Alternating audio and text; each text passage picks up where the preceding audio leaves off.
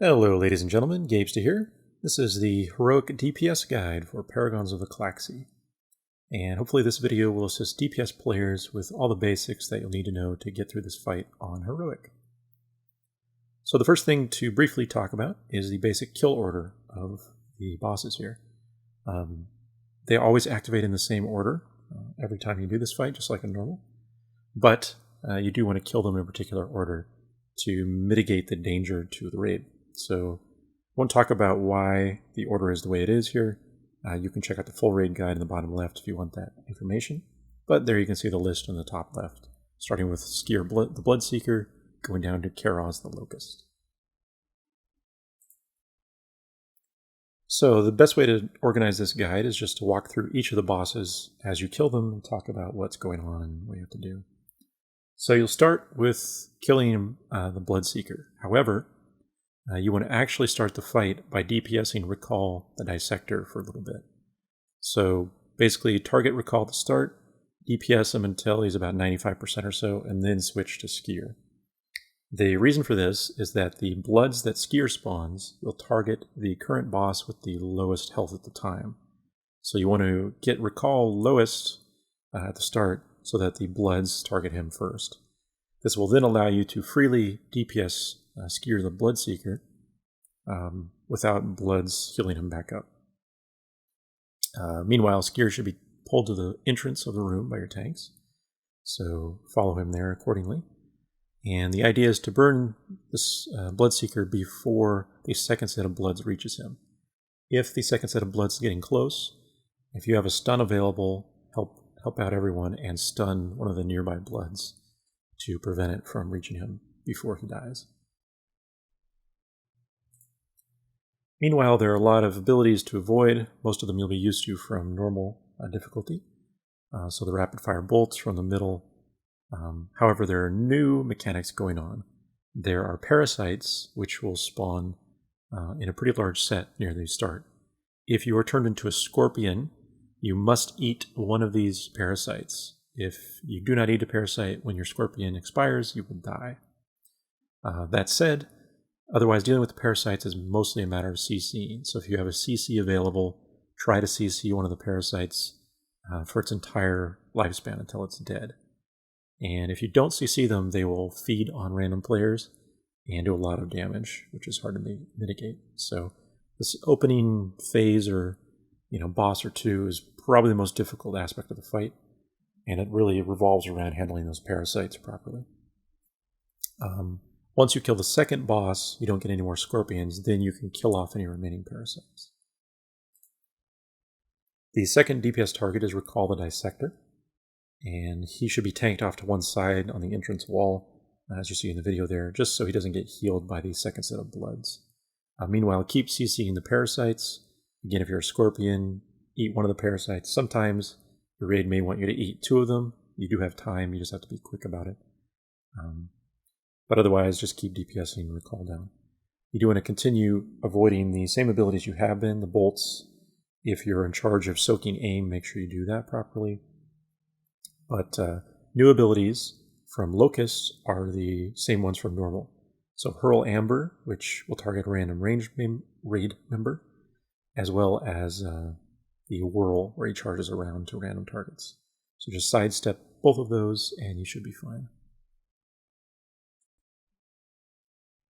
Your third kill target is Korven the Prime, and this is where DPS focus is really important. So it's not a very severe DPS requirement compared to some other parts of the fight, but you do have to be diligent about what you're attacking, when, and why. The basic idea here is because Korven will try to heal the first boss that reaches 50% health by using the Amber Shield encasing on them, you want to force the 50% boss to be Locust first. And meanwhile, you have Korven hovering around 55 or 60% health, so that when the heal activates on Locust and he's healed, you have a 30-second cooldown period before the next heal to finish off Korven the Prime. So that's the basic idea in terms of DPS. So the best thing we found was they should be tanked on one another, basically. So you cleave them down a bit, and then when Korven gets around 60%, stop on him, and then push Locust to 50%. Once Locust reaches 50 and becomes encased in amber, then quickly switch to Korven and burn him down. And as I said, you have 30 seconds before the cooldown is up to kill Korven, but that's pretty easy to do. Next, you'll be on Hisek the Swarmkeeper, who's been hanging out in the center, of course, this whole time. So you want to continue avoiding his bolts. Since you're going to be closer to him while you're attacking him, make sure you're back far away so that you can properly avoid the bolts as they fire through. Meanwhile, the new mob, Iyyokok the Lucid, will be using his Fiery Edge ability. So just like a normal difficulty, the further away you are from other linked players, if you have Fiery Edge on you, the less damage you'll take. So try to stay 15 or more yards away from other people if you're linked. Otherwise, you have the same abilities that you've had before up to this point. So you're really just killing off Hisek the Swarmkeeper and avoiding his bolts now that you're closer.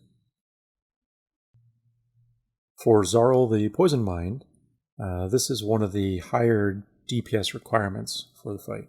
And I shouldn't say requirement, there's no actual hard requirement. But the faster you can kill him, the fewer dangerous abilities the raid will have to deal with, which is really important. So his main mechanic is the catalyst and the catalytic reaction colors that he uses.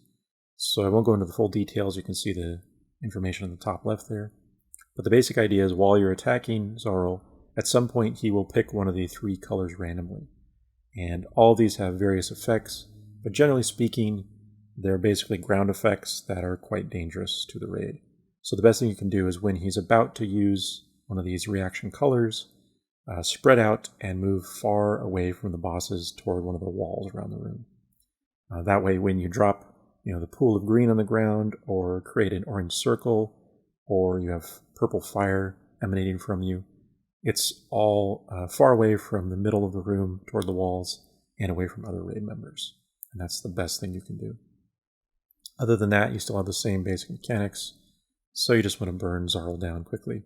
However, you probably want to save your big DPS cooldowns for the next boss, depending on what your raid decides.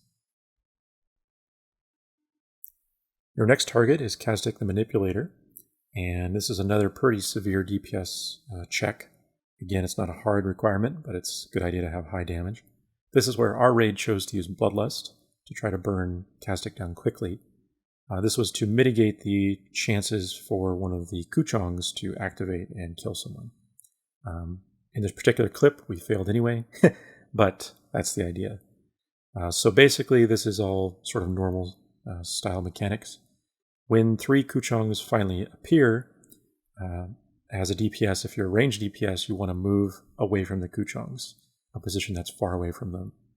That way, if you get mesmerized and pulled towards one of the Kuchongs, the rest of the DPS will have enough time to push it down. Generally speaking, if someone gets mesmerized and there's a beam going toward them, if you are a ranged DPS, quickly and immediately switch and DPS down that Kuchong. If you don't have enough DPS on it, it will probably get full energy quickly and rampage around the room. If you're a melee DPS, I would not recommend attacking the Kuchongs, however, because it's a risk that you'll get in front of them and you'll be immediately killed by them. So generally, your raid will probably only have ranged DPS attack them. Other than that, all the mechanics are the same. You will still have any ground-based effects that Xaril might have activated from the previous phase, so make sure you watch for those. And if a mature Kuchong does spawn, as you see on the screen there, your tanks should be able to pick it up quickly. Once it's active on the tanks, then you can attack it safely, either from range or from behind it once they have threat, and kill it off.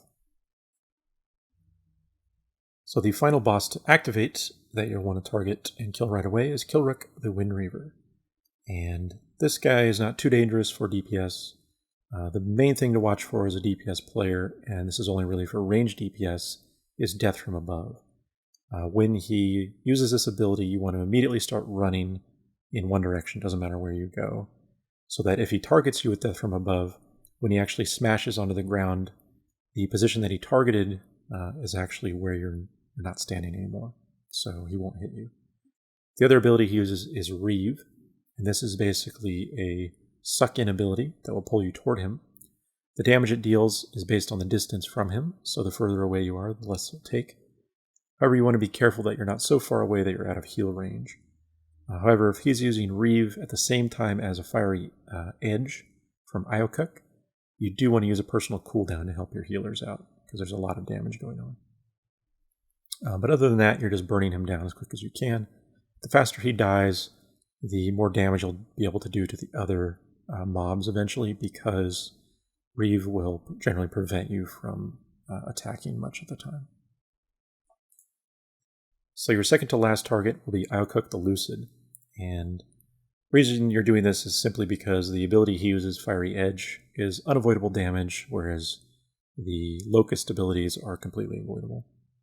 But that said, once you reach this part of the fight after Wind-Reaver dies, it's pretty much just cleanup.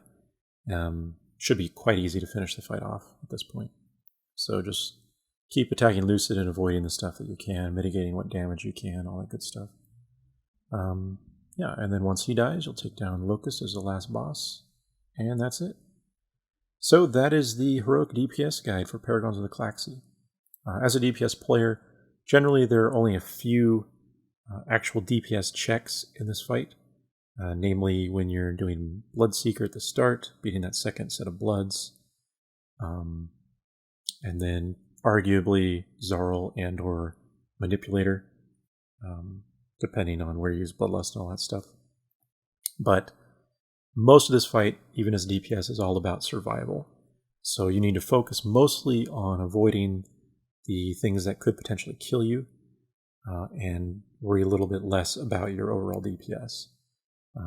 Because if everyone survives the entire duration of the fight, you'll easily kill them before the Berserk timer, without question. So, as I said, it's mostly about survival and handling the mechanics properly.